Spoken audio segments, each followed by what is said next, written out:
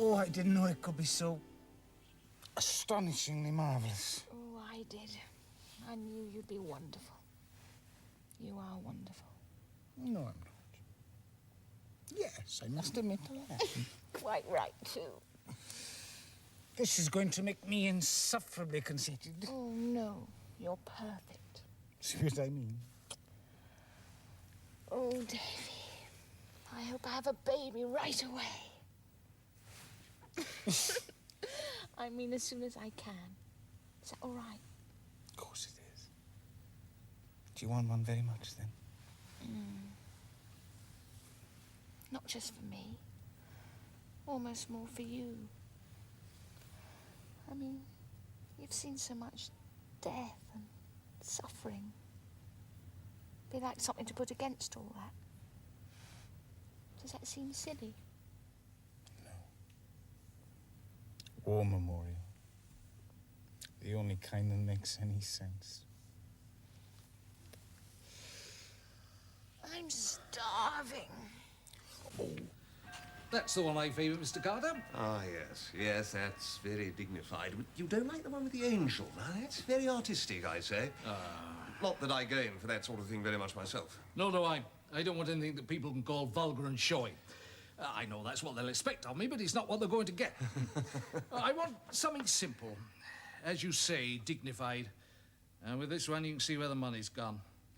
I always like to see where the money's gone, as I want other people to see it too. So, this is the one, Mr. Carter. I think I should tell you, Alderman, that the whole scheme is going to meet with some opposition. The headmaster's convening a committee to discuss it. He's not against it, is he? Oh, no, he's too canny to commit himself. He hasn't asked me under this committee. I'm sure he couldn't refuse you, Alderman. Should I have a word with him about it? No, leave it. I'll bide my time. I'm used to opposition, and I'm used to getting my way in the end. Well, here it is. Good gracious me, it's worse than I remembered. Has old Brewer been keeping his cows in here? Just one of his labourers, sir. And now I'm going to have one of my labourers living in it, eh? Will I ever live it down? They'll be calling me the Wackford Squeers of Bamfield. Oh, it's not that bad. How much is he stinging you for it, David? 10 bob a week. 10 bob a week. Typical peasant robbery. I bet he hasn't paid a penny towards putting it right. Oh, you'd win no bet there. And you dragged that lovely young girl down here from a perfectly nice nurse's home to live in picturesque squalor in a hovel. You must be a very persuasive chap. Oh, Beth thinks it's wonderful. Beth? She does she? Well, so it is too. Hello, Davy. Oh, hello, Mr. Harris. I brought the headmaster to have a look at the cottage. Yes. He didn't want to. I had to make him. Oh, well, lucky I had my best dress on. It's very nice. And I like your taste in furniture, Mrs. Powler-Jones. Well, thank you, Mr. Harris. Would you like to sit in the place of honour? Oh, thank you very much.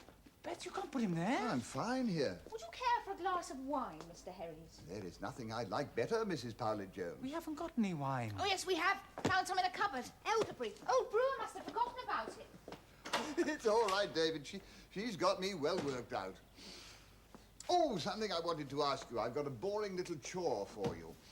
You know, there's a sort of committee to discuss plans for the war memorial. I thought we'd like to have you on it. Representing the interests of the younger old boys, eh? But I'm not an old boy. How you do put your finger on these little snags. Not an old boy, what a blow. I have thought of that, you know. What I thought was that you've been through the same experiences as the chaps I'm thinking about. We'd like to have your views. Oh, thank you very much, but I feel it's only fair to warn you, though, that war memorials are not much in my line. Splendid, splendid. That's exactly what we want. You just come along and speak your mind. Ah, here we are. Oh, thank you. To Mr. and Mrs. Powler-Jones in their new home. Thank you very much. Yum, yum. I beg your pardon? Yum, yum. I won't take no for an answer. Can you sing? Of course I can sing, Mr. Harris. There you are. Then it's all settled. You're Yum Yum. I'm Coco. He's... No, I think we'll let him off this one. Oh, you see, I'm going to revive the Savoy Operas. We haven't had one here since before the war, and you are going to be our leading lady. Oh, I am glad I came. 2 birds with 1 stone, eh? I'm going too fast for you, David. Well, never mind. Your wife will explain. So, Colonel Blood came to the conclusion that what he needed to do was something outrageous. Something that would make the whole nation sit up and take notice and do Colonel Blood a bit of good into the bargain. So he hit upon the most amazing plan. What do you think he did? And what would you do if you wanted to do something outrageous? Yes, Cassava. Sir, I would blow up the Houses of Parliament. Well, yes, that's a very good idea, but that had been tried before. And Colonel Blood wanted to do something original. So, what he did decide to do was to steal the crown jewels. But as to how he went about it and just what happened to him, you have to wait until tomorrow.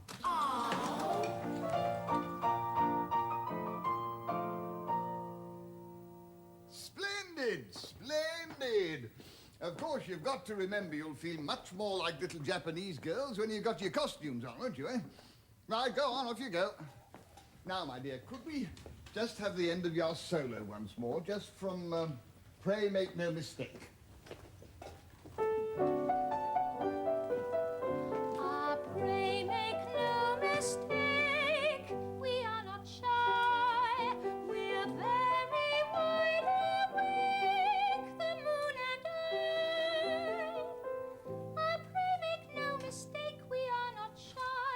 We're very wide awake, the moon and I. Oh, it's coming along, eh? It's coming along. Oh, I think we'll stop there. Now, all you Japanese ladies, go on, off you go and play rugby. And you know, you're still galumphing around like a lot of railway nabbies. If you can't learn to titty-poo about on your tiptoes, I'm going to hobble your ankles and bind your feet. Yes.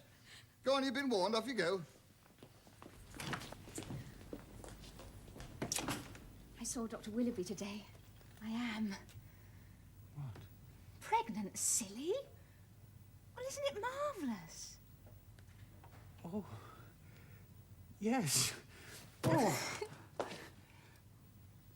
But what about this? Oh, yes. Oh, dear. How can we tell Mr. Herries? How can we tell Mr. Herries what? I'm afraid that Beth's going to have to withdraw from the production. What? I'm going to have a baby, you see. Oh, what splendid news! Oh, you mustn't think of dropping out, my dear. It won't affect your voice, I'm sure. But surely you can't have a production of the Mikado with Yum Yum great with child? Of course we can. Oh, never let it be said that Banfield was afraid of innovation. Now, your Yum Yum, and don't you forget it. With your husband's consent, of course. So there I was, you see, my first night away from home, standing on the pavement in my new uniform, 11:30 at night, and locked out of the nurses' home. What did you do, Mrs. Powlett-Jones? Well, I climbed in, of course, but I was petrified. I was sure I'd be caught and sent home on the first morning train. But it wasn't even your fault. I know, but I was sure no one would believe me. No, they never do. I think you found a kindred spirit, Beth. Oh, I think they're all kindred spirits. Come on, Cassava, have another chudley. No, thank you, I'm beastly full. Well, I'm delighted to hear it. Your little brother's coming next year, isn't he? Yes, he is. Then I shall become Cassava Major. And you'll be able to introduce him to all your mates. Mates, Mrs. Powlett-Jones? Oh, dear. Friends. Mates is what common people say, like me. But you're not common, Mrs. Powlett-Jones. No, she isn't. Well said. Look, Beth, I'm sorry.